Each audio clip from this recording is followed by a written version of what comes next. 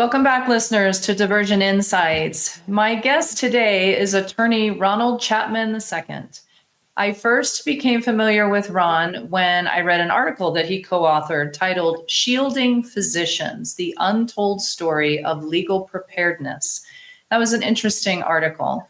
Ron's specialty is healthcare law, and I'm going to ask him to tell us what that's about. So let's start there. Welcome, Ron.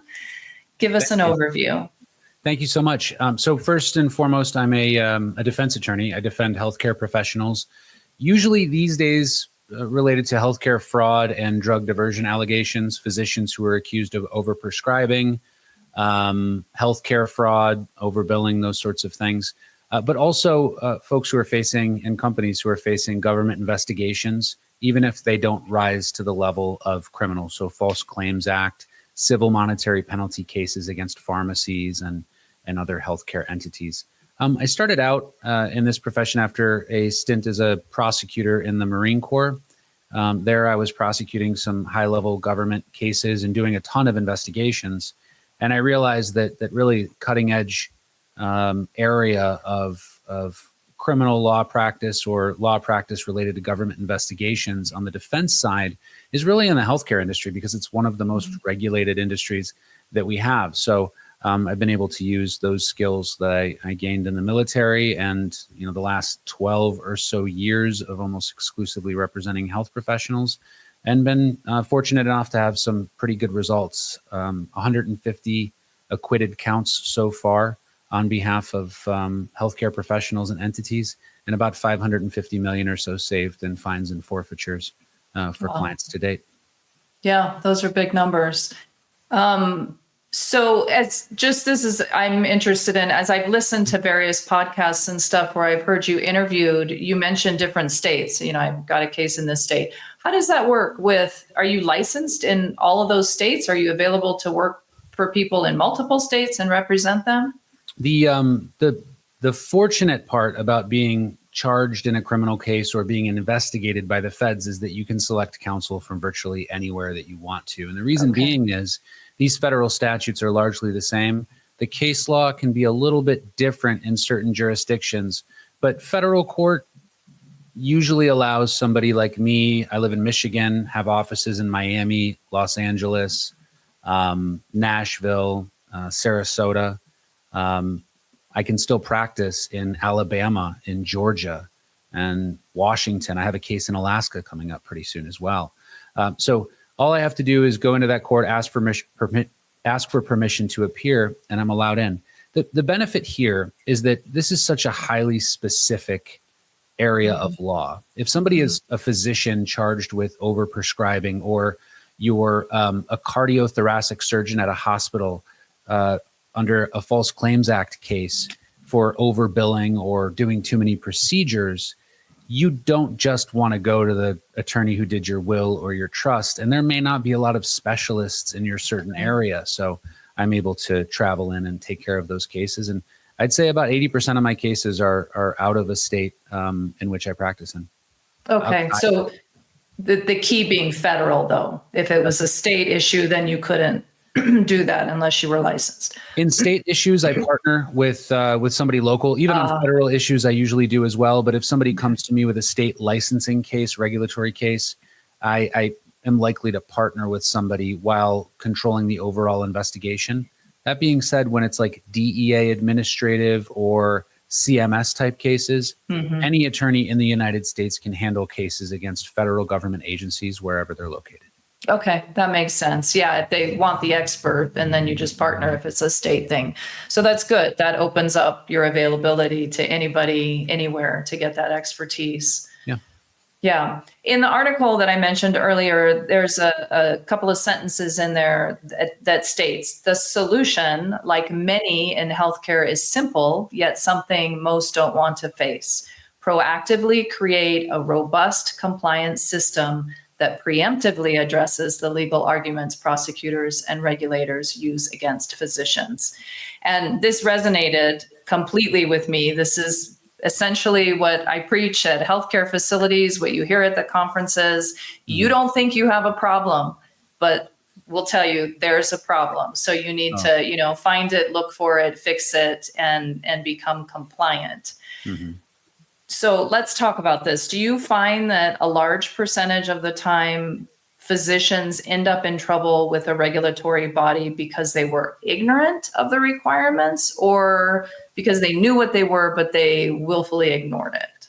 That's always the tough question. How many times do they have to tell you you live in a flood zone before you're responsible for not taking precautions, getting the right insurance, doing whatever you need to do to avoid damage, putting your house on stilts, whatever it might be? It's the same analysis there, right? We know that we work in a highly regulated industry. We know that compliance plans and risk assessments are required. A lot of the board certification entities and a lot of the professional groups out there are preaching this time and time again. You and I go and speak at conferences and we tell people, get your compliance plan done, but there's a disconnect. The large entities, and I know that you represent a lot of larger entities and you work with them, they know that they need this stuff. They invest a lot in it because they have a lot to protect. They've got board members and they've got shareholders and they have a well-resourced compliance division, or maybe they even outsource some of those tasks, but they devote a certain amount to it. And this is one of the things that CMS tells us to do, and I actually align with this guidance quite a bit. You need to make sure that your compliance function is well-resourced, proportional to the type of risk that you have and the type of organization that you have. Those are the two things that we look at. We did this in the military too. If we're doing a dangerous action and there can be a severe loss and there's a high probability of that, that's a very risky activity. More compliance is necessary. If we're doing something not that dangerous, we don't have to worry about it so much. I mean, you just have to have basic compliance functions. And that's really where we have to go. But here's the disconnect. The large entities know they need it and they usually resource it well enough, but they could always do a little bit better, I usually see. The smaller and mid-sized entities, they have a hard time because at what point do they look at themselves and say, I'm big enough where I need to do this? And here's my message to those folks, the smaller and mid-sized entities. You must have compliance, and then every single person in your entity should be a compliance officer. Everybody needs to be trained, not formally tapped as one, but trained on compliance, thinking about compliance, putting that as part of their goal and the focus for their entity, reporting appropriately and keeping communication open so that they can make sure that they do compliance very well. And when people are trained and that's integrated into your function, what you find is that those problems don't fester. They usually get identified very quickly and the right people can be called to get on top of the solution. Even if that's a small practice that notices some discrepancy, they let the owner know, the owner calls the lawyer does the right thing. That's the process that we want to play out. But there is a disconnect with some of those smaller entities on helping them understand that that's exactly what they need. Yeah, I love that. I love that. You can translate that into anything, you know, medication safety, patient safety, compliance. You're always looking. And it's like, wait a minute, that doesn't look right. And you need to say something. But so many people just don't. I don't know if it's they just don't have that trait, or it's a work ethic thing, or it's not my job, whatever thing. Yeah. But And I'll jump in with this as well. The very, very recent event, there was a plane crash. I don't know when this will air, but last night there was a plane crash over Washington, D.C., a very busy airport that I've flown in and out of many times. And I used to work on a Marine Corps air base, and compliance is a huge, important aspect of the airline industry as well as of military pilots. And I learned from them very early on the types of things that they do. Eventually, we in hospitals started to use certain compliance measures similar to what they do on an airline to make sure that they're doing the right things by having that pause, that time out, double checking to make sure we don't do a wrong site surgery. All of these things are compliance. And so people find it pretty easy to do these things when they relate to the specific job that they do. Hey, let's stop and mark the location of the surgery so that we get it right. A pilot might stop and make sure that they communicate with the co-pilot to ensure this checklist has been gone through. Those pauses are great, but nobody does the pauses for the type of administrative or bureaucratic compliance that we normally see in this industry as well, like the billing and coding compliance, making sure that we're appropriately documenting. We don't always see those same types of pauses. And so I think we just need to tweak the way we think about this a little bit different. Yeah, good point. We find those of us in the healthcare facilities that are, reading the DEA, CFRs and regulations and stuff, sometimes they can be a bit vague or a bit like, really? How do you expect us to comply with that? And they're vague. They don't really give you great direction, but you know that if you do something wrong, according to what they think, right? There seems to be a little bit of independent, the inspector or the investigator might hold you a little bit more accountable or translate it a little bit differently. If you had gotten a different inspector, that might not have been the result, right? Yep. Do you find that to be the case as well? And then how do you typically handle that when you're representing a client? Yeah, unfortunately, all the time, it's almost as if these guidelines, regulations were written to be so vague so that the people who are enforcing them can decide when they want to enforce them and when they don't want to enforce them. And that's really what's happening in government. There's this theory in the law called executive overreach, where the executive becomes so powerful because they write vague regulations and then they get to choose and be the judge, jury, and the executioner. A lot of people facing administrative action from their licensing board probably feel this way. It's a vague regulation, difficult to deal with, difficult to understand. I do my best, but there's something I missed, and I really can't get all of this stuff right. It feels very suffocating, and you feel trapped, and it's almost enough to make you not want to be in the health profession at all. But there are some words that I can say that might bring some comfort in that realm. The entities that I see get criminally charged, or the entities that I see get sued by the federal government, or even face exclusion action from CMS, those sorts of very serious type of actions that we see, we don't usually see those for minor non-compliance. Okay. We usually see those. Prosecutors are generally pretty good about their selection of what cases to take forward. I may disagree with their theory, but there has been some consistency over time in what they've pursued. And what they will normally pursue are those cases that are outliers, where people are making a significant amount of money off of doing something that was a bit over the line. Usually they look for more egregious conduct, and they look for some sort of profit or motive or some sort of misconduct. I'll give you an example. If you E&M codes are pretty easy to pick off in this type of area because they've been so heavily prosecuted. If you upcode a few 99213s to 99214s over the course of a year, and you've done that 5 or 6 times, nobody really is coming after you. That's not something that they're looking for. But if you are statistically significant in your deviation from what your peers do in terms of that type of code, and you're completely tone deaf as to what most people are billing for, and your documentation is not that complete, it's going to start to give the appearance that you are trying to make a lot of money off of upcoding, as opposed to maybe selecting the wrong code because of a few discrepancies. And so when it comes to that fuzzy guidance, hey, it's really hard to figure out these evaluation and management codes, that can be somewhat resolved by trying to get it right and having a good compliance plan, meaning let's look over the codes that our providers are billing and see if they deviate from their peers. That will tell us whether or not we have an issue. We can pursue it, we can modify it, and we can take care of it before the federal government has to do that for us. Okay. Yeah. I know I've heard you talk about a lot of your cases have been physicians that the DEA has come after for overprescribing, or the DEA thinks they are overprescribing in pill mills. And there certainly are those cases. But are you finding that there are legitimate physicians that are being targeted? And if so, is this regulators using loopholes, just looking to prosecute people. They don't have an understanding of what a medical practice actually looks like and what is legitimate. I mean, break that down a little bit, because I'd like to think they're not going after people that, are just doing paper documentation problems versus really are pill mills.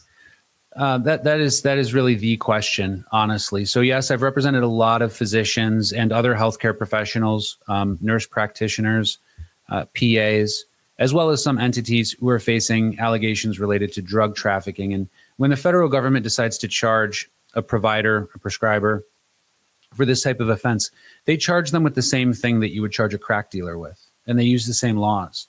It's kind of a blunt force instrument. Either you are practicing medicine or you're a drug dealer. That's what the jury has to decide.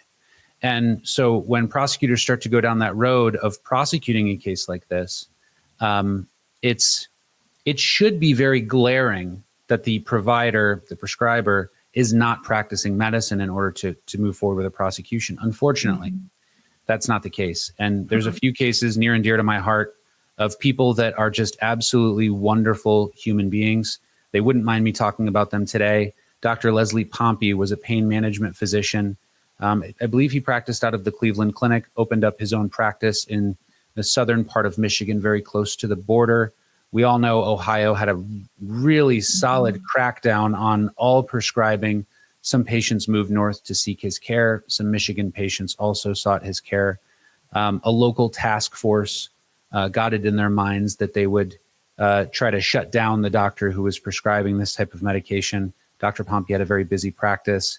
He fought for 3 years and was ultimately acquitted of every single count after we acquitted him at trial, got him acquitted at trial. But one notable thing about Dr. Pompey's case was I indicated to his staff, his wonderful staff, that I wanted to talk to some of the patients to see what they were going through and what their pain was like and how Dr. Pompey had treated them.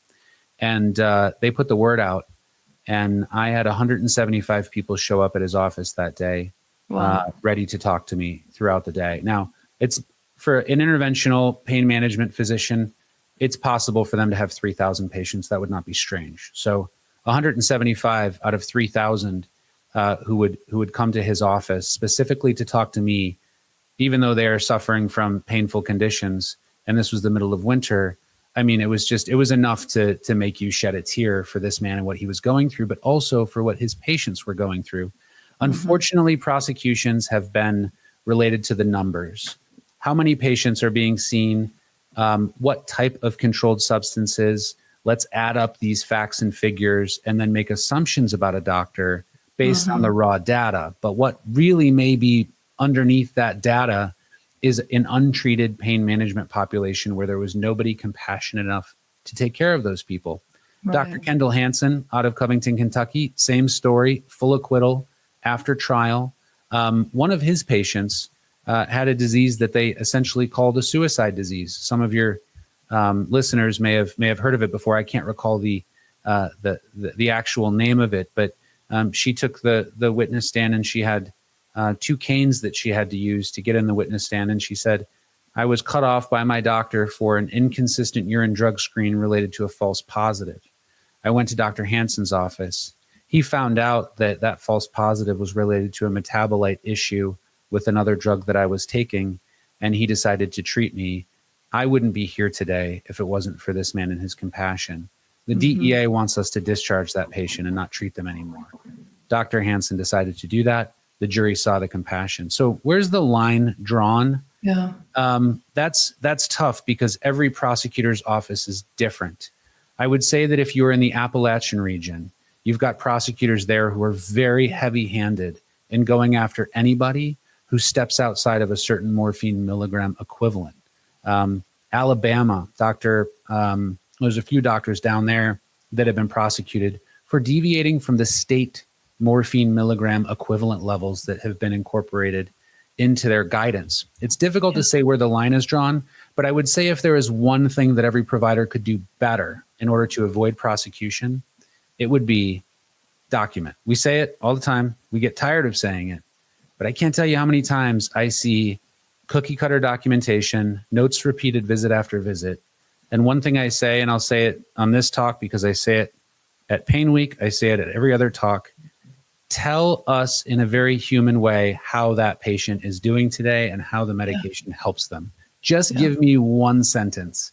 I was able to get out of bed today and take care of my children. That's good. We need to see function and improvement. And if we show that, we're probably going to be okay. Right. Okay.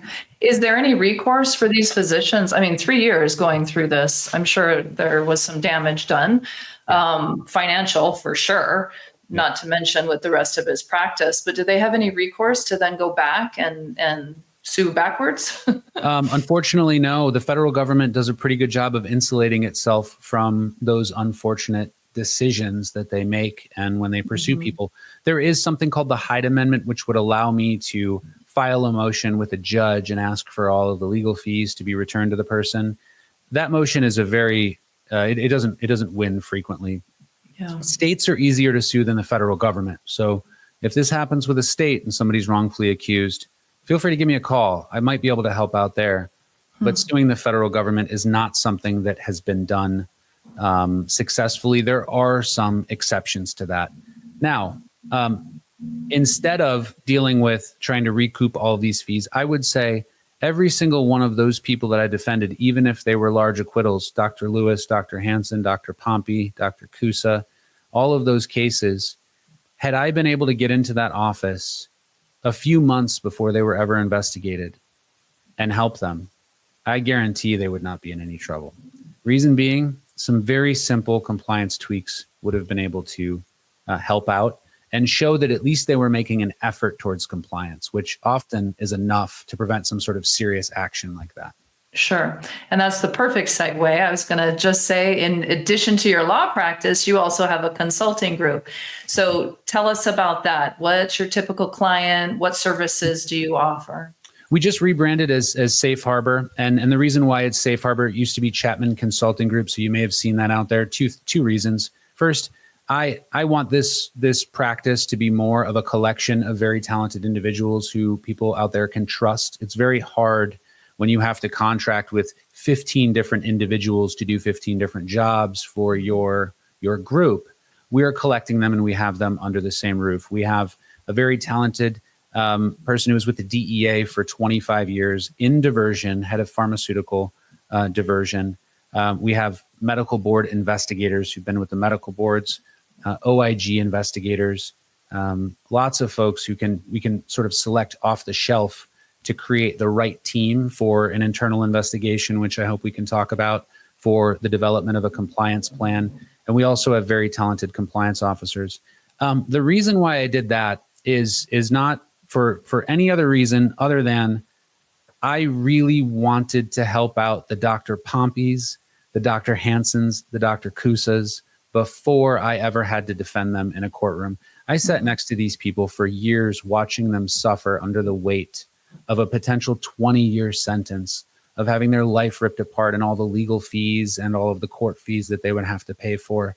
And that's a really unfortunate thing to see. And when it comes down to it, a little bit of effort and resources provided just for compliance, it would have saved everything. Right now with our group, for somebody who's contacted us before they've been involved in any sort of investigation, we haven't had anybody ever get in trouble. And the reason being, we descend on their practice, we right the ship, we make sure that we take care of it, whether it's a pharmacy, a small physician group practice, or even a larger institution, and we take care of it. But even better, when somebody picks up the phone to call us and says, "Hey, Ron, I believe I have a nurse who's diverting from me, our counts are off," or "I think I have a pharmacy tech who's diverting from the pharmacy, there might be a loss here." We know exactly what the federal government wants you to do in response to that and document it. And then we go ahead and take care of it. And if we need to make a report to the DEA, we go ahead and do that. Those are the things that we're able to handle for our continuing clients. It's been great. It's been very rewarding. It's a lot more rewarding, honestly, than jumping into trial, which is something I love doing, but I love helping out practices. Yeah. And it goes back to that proactively create a robust compliance system. It's, help them parse out those regulations that they know are there, but they think maybe they're doing it right. Or quite frankly, I don't think people recognize how prescriptive they are in terms of you better be doing this. Because if there is one piece of information missing off of that 222 form or, whatever form, you're in trouble. It's like, really, that was just a mistake. Well, it doesn't matter. There's no tolerance for those kinds of mistakes. I'm glad you mentioned this because there is something that I brought with me from my time in the military that we use as part of our compliance. I hate to say checklist because it's different for every entity, but we use as part of our compliance program. When we do a review, we don't just sit down and talk to people after. And perhaps this is something for other compliance officers they may want to consider incorporating into their advice. We provide a document and it has three possible responses to any area that we look into. The first thing is sustain. We want to tell people what you are doing that is really good that you should continue to do because we don't want you to get rid of that, right? Yeah. Then one of the things that we may say is we make a recommendation that you modify this, but it's a recommendation. That's a slight tweak that we think is a nice to have. Maybe that's something where you're going to have to incur some cost. Hey, we think you should get a new EMR system, but we think that you can work with what you have right now. That's like the sort of modify recommendation. And then there are recommendations that you must absolutely modify or change, and that would be a change recommendation. That's something that we feel that you're non-compliant with the law currently, and you need to do that in order to get compliant. We take care of those change recommendations first, and then we work our way up the chain. By the time the compliance plan has really been implemented, everything's moving, you're fully in compliance, and we've trained the staff so that they can run the compliance plan on their own, and it works out really well. Yeah, no, that's great. You mentioned when you were talking about investigations, so you will go on and do kind of like we call it a risk assessment or gap assessment or what have you for compliance, but you also get involved in investigations if somebody thinks there's something going on. So at what point, I work with clients and they do this in-house, right? Some do better than others. But at what point would you feel it appropriate to call in a group like yours rather than handle it in-house? And that's where the training needs to occur. So first, I think my kids probably dislike this fact about me the most out of anything that I do. But I absolutely love investigations. I love having a problem, as unfortunate as it is. Don't lie to dad. Right, exactly. I can spot it coming a mile away. Just my experience in cross-examining witnesses and seeing these types of issues puts me in a position where we can get to the truth very quickly, and we document it in a way that is going to be ironclad, let's just say. So that's the service that we provide. If somebody says, we believe that we need an internal investigation, and when we say internal investigation, let's define that briefly. That is when an entity says, we would like to investigate ourselves. Why would you do that? CMS tells us why. The federal government, Chapter 8 of the Sentencing Guidelines Manual, which is often used as a compliance program guidance, and the DOJ compliance guidance also says this. When there's a board and there's a compliance plan, part of that compliance plan needs to be devoted to looking into suspected noncompliance and then uniformly disciplining those involved, whether that's somebody who's in a leadership position or somebody down the chain, which means an external compliance investigation, which we would call an internal investigation because we're investigating ourselves, should be done. And oftentimes it should be independent. The reason why it's independent is that we want to make sure that we can show anybody who looks at it later, hey, we are going to allow them access to everything, and these people have no allegiances to who's on the board or who's in a leadership position. Yeah. This is why it may not be the best idea to have maybe a nurse who's in a supervisory position over another nurse investigate one of their own employees. That can be a difficult thing to do. Maybe the administrator of a nursing home I often see doing the investigation. They have a lot of relationships. Maybe we don't want to use them. We should use somebody external. So when, and the question really was, when should we reach out and have this type of investigation done? Generally, that relates to, we would do an investigation like this when it is something that triggers a mandatory reporting requirement. We can look at JCO guidance for this. I think that that's pretty good for those entities that have to adhere to JCO. Would your listeners be pretty familiar with the Joint Commission? Sure. You have sentinel events. Those are things that would often need to have some sort of internal investigation conducted. Anything that would require reporting to the DEA, significant theft or loss, or any issue where management feels this is a little too hot to handle, is potentially a PR issue or a significant reporting issue. But here's the thing. If you have this is where the training needs to occur. If you have a well-trained compliance officer and supervisors who are very well-trained in compliance, and we trust them to make the judgment call on what they should investigate themselves or what they should send up the chain, then we've done 90% of the job right there. Because eventually that information will get to my entity and we will say, okay, we are going to get a statistician. We're going to get somebody like you who can look into the data of the dispensing data to see if something needs to be conducted. And then we will make sure that we document that investigation. One thing I'll add is often entities think that they can go at it alone for a couple of reasons. They may not understand the importance of properly documenting it. They may already believe they know who's responsible and they want to just go after it.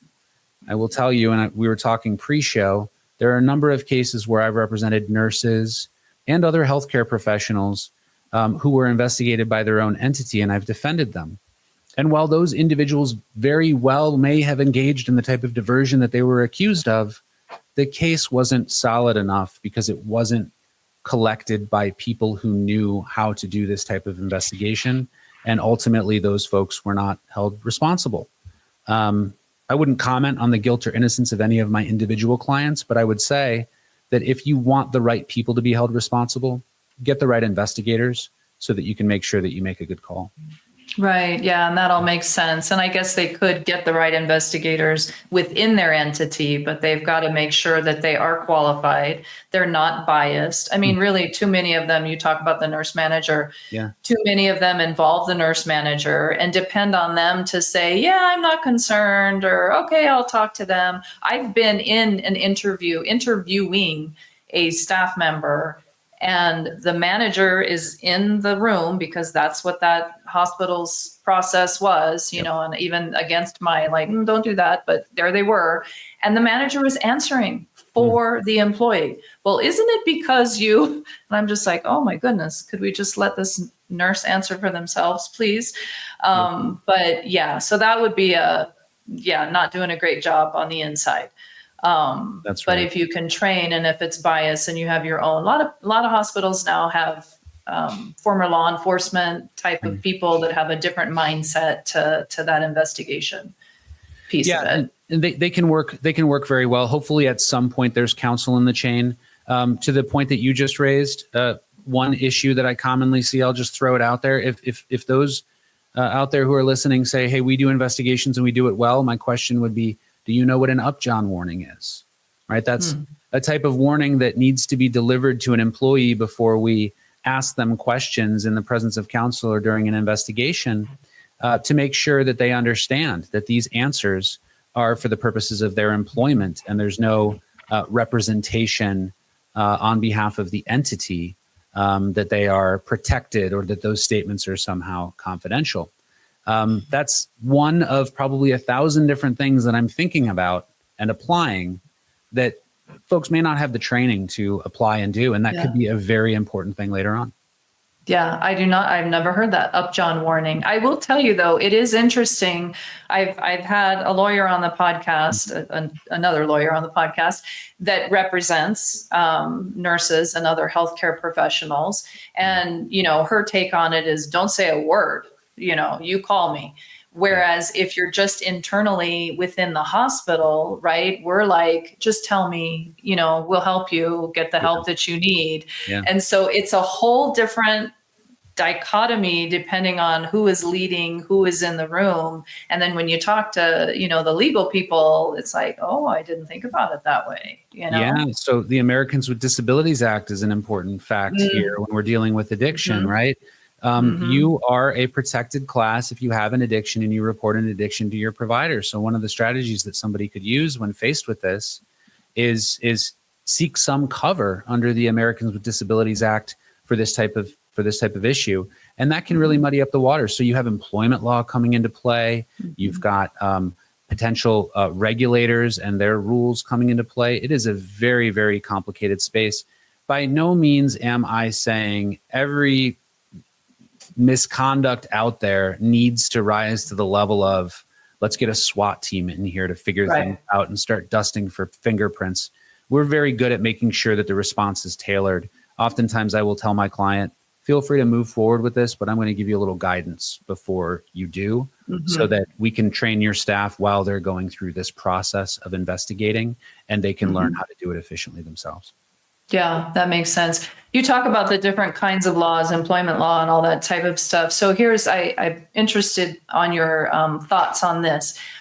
If there's an investigation going on, and let's say that the data looks pretty clear. And I'll tell you, I've learned over the years, right? It used to be like, oh, guilty, guilty. And then you have a conversation and you get a little bit more information. It's like, oh, okay, that's a reasonable explanation. Let's go back and relook at this, right? But still, even with that experience, there are some audits that I conduct and data without even talking to the person that it's like, there's just no other way that this can go. I mean, this person has an issue or they're taking it for somebody else. It's pretty clear diversion. Just you can tell by the pattern and the numbers and such. So if you've identified somebody during this investigation, you're at the initial stages, but the data looks very compelling. Yeah. And let's say that you know that this person moonlights and works within the community somewhere else, and you just know that they pick up hours at this other entity. Yep. From an HR perspective, from a innocent until proven guilty perspective, from a patient safety perspective, what would be your recommendation on notifying, not notifying, backdoor notifying the other place? We're looking at this person. We have high reason to suspect. Can you just not say a word? Oh, that's a tough call. I don't want to give you the lawyer answer here. I'm really going to avoid it. But the first answer would be that it's going to be a case-by-case situation. Absolutely. But there is one thing that you have that can sort of save you from having to make that call. Most states have a reporting requirement that would require you to report to a licensing board if you suspected that any licensed individual was a threat to the public health, safety, and welfare, or had violated the public health code. Michigan has it, Florida has it, California has it. I think every state does. And so the thing that you probably could do there is if you had enough data to suggest that this person was responsible, and I'll talk about the issues with data in a second, but let's just assume you had enough to suspect that this person was responsible, you could make that report to the licensing board and get them involved, and they would take care of a summary suspension if that needed to happen of the individual's ability to practice. They could take care of any additional action and avoid any sort of defamatory or false statement lawsuits that might come back at the employer if you happen to allege that somebody did something that they didn't do. And here's the danger of reaching out or sort of a backdoor notification to another entity. If you say that somebody might have been responsible for something, but you end up being wrong, the statement false, you don't have to prove always malice when it comes to defamation, which means that this person, if they were to sue your entity, let's say you work for a hospital, you called another hospital in which the person was moonlighting, this person could sue the hospital that they worked at in an employment case, and they may add you on a defamation count in addition to other allegations related to the wrongful termination or whatever it might be. As a result, you end up having a situation where you've got to defend a lawsuit because you tried to do something to protect the public health, safety, and welfare. But your reports, usually, this is a state-specific thing, but your reports to public health individuals are normally privileged. Those cannot be the subject for the most part. And you want to look at specific states, but usually they're not going to be subject to the type of defamation lawsuit you would have some sort of. That protects you significantly, and it allows you to make the appropriate report and do the investigation. Let me answer the data part, because I have seen more people's lives interrupted by improper interpretations of data than just about anything else, right?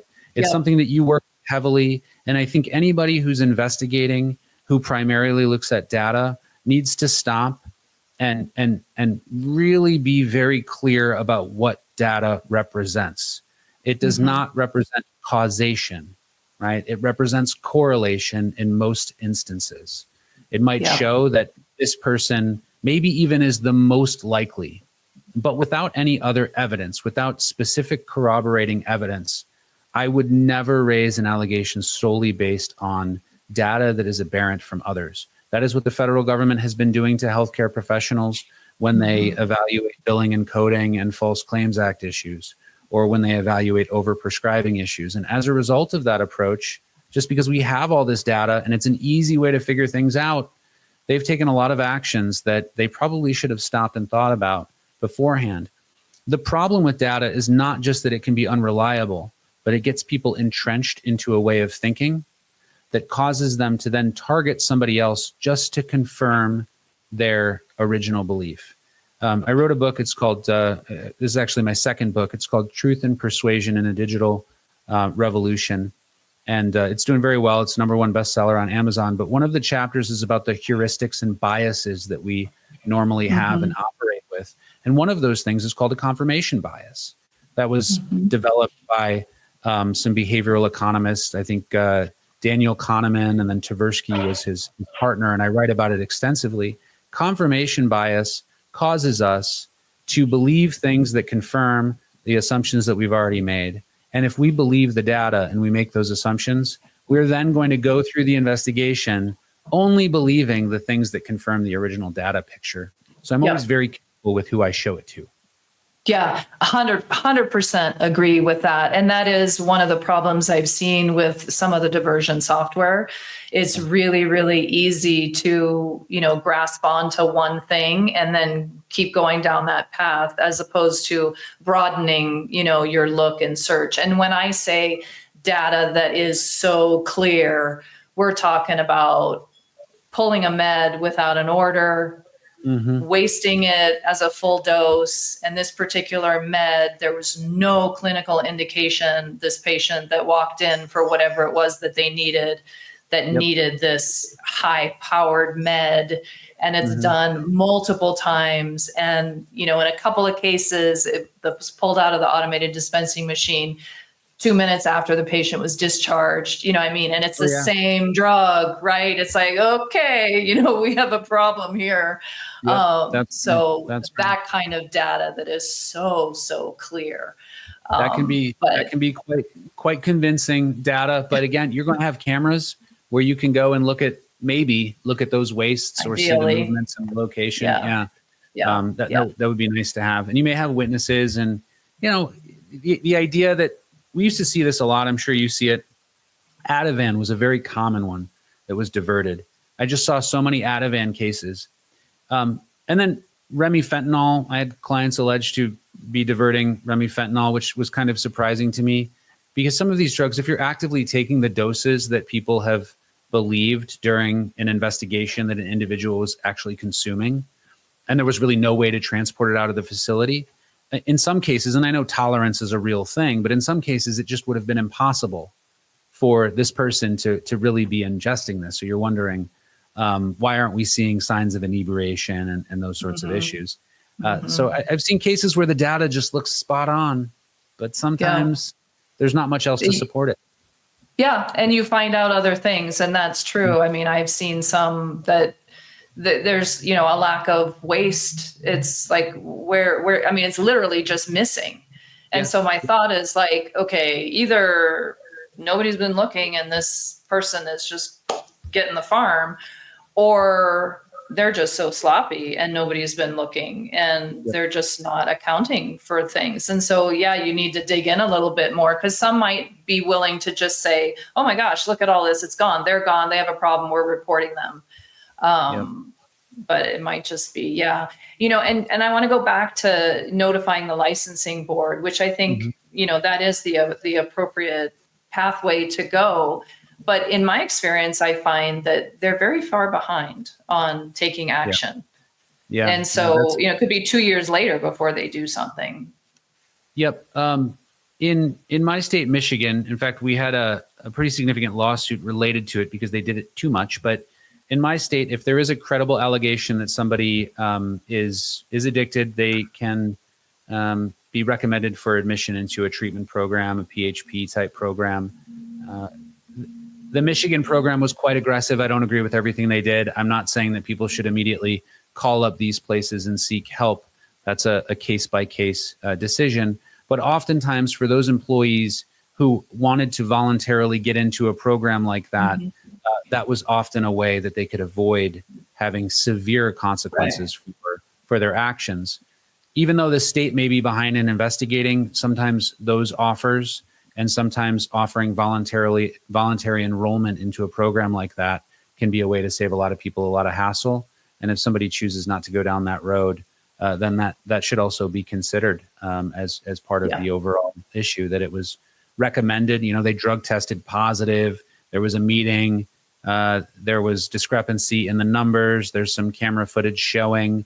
Perhaps they're maybe going into charts of people that they weren't actively treating at the time, or all sorts of these things that you see day in and day out.